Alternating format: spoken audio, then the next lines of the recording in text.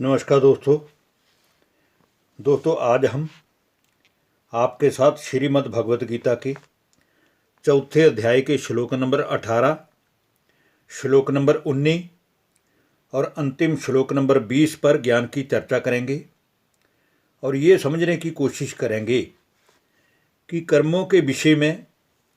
जो कर्मों की गहन गति का ज्ञान भगवान ने अर्जुन के माध्यम से इस श्रीमद् भगवद गीता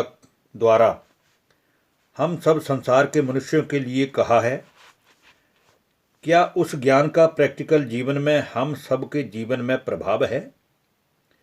क्या हम उन बातों को, उन नियमों को ध्यान में रखते हुए अपना जीवन जी रहे हैं,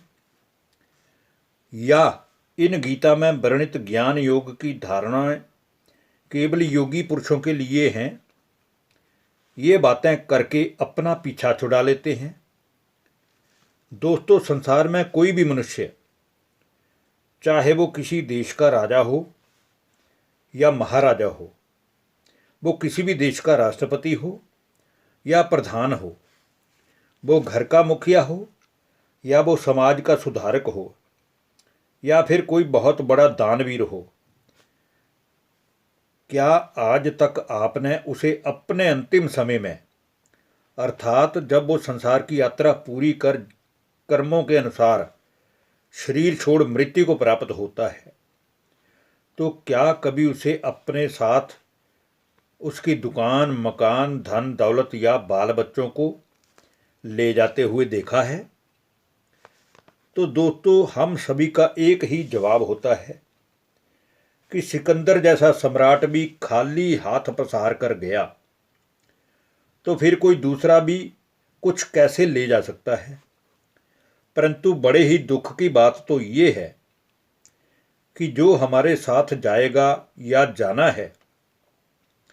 उसका हमें वास्तविक ज्ञान ही नहीं है, क्योंकि इंसान अपना भाग्य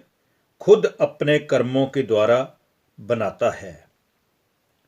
और जैसा जैसा वह कर्म करता है, अच्छा करता है तो अच्छा भाग्य बनता है, बुरा कर्म बनता है तो बुरा भाग्य बनता है, और वैसा वैसा ही उसे फिर फल भी प्राप्त होता है। इसलिए अब जबकि हमें इस भगवान के गीता ज्ञान से ये मालूम पड़ गया है कि अंत में इंसान अपने साथ केवल अपने जीवन में किए गए अच्छे या बुरे कर्म ही लेकर जाता है और उसी अनुसार अपना अगला जन्म निर्धारित करता है, तो फिर क्यों ना हम सभी अभी से कोई ना कोई अच्छे कर्म करके केवल पुण्य कर्मों का ही खाता जमा करें, ताकि हमारा अंत भी सुखद हो और हमारा अगला जन्म भी सुखों से भरपूर जीवन वाला हो। तो आइए दोस्तों, अब हम शुरू करते हैं श्रीमद् भगवत गीता के चौथे अध्याय का श्लोक नंबर 18, जिसमें भगवान अर्जुन को बारंबार कर्म अकर्म की भिन्नता का सारा राज समझाकर कर्म श्रेष्ठ कैसे बने, ये बात समझा रहे हैं। तो आइए दोस्तों, शुरू करते हैं श्रीमद् भगवत गीता का चौथे अध्याय का श्लोक नंबर 18। कर्मण्य कर्मय पश्येद कर्मणि च कर्मय स बुद्धिमान मनुष्येषु स युक्त कृत्सन कर्मकृत। हे अर्जुन, जो मनुष्य ना तो किसी को दुख देने का संकल्प करता है, ना ही अपने मन में ऐसा विचार ही लाता है, और ना ही अपने कर्मों से किसी का अहित करता है, वह मनुष्य तो कर्म करते हुए भी जैसे कि पाप और पुण्य से परे होकर अकर्म ही करता है, क्योंकि वो जानता है जो अच्छा या बुरा कर्म मैं करूँगा उसका फल भी अच्छाई या बुरे के रूप में मुझे ही भोगना पड़ेगा। अब हम बात करते हैं दोस्तों श्रीमद् भगवत गीता के चौथे अध्याय के श्लोक नंबर 19 की, जिसमें फिर भगवान अर्जुन को कहते हैं, यस्य सर्वे समारंभा काम संकल्प वर्जिता ज्ञानाग्नि दग्ध कर्माणम तमाहु पंडितम बुधा। हे अर्जुन, जिस मनुष्य के कर्मों में विषय भोगनाओं की आसक्ति नहीं दिखती, जो शास्त्र में लिखे नियमों का पालन करता हुआ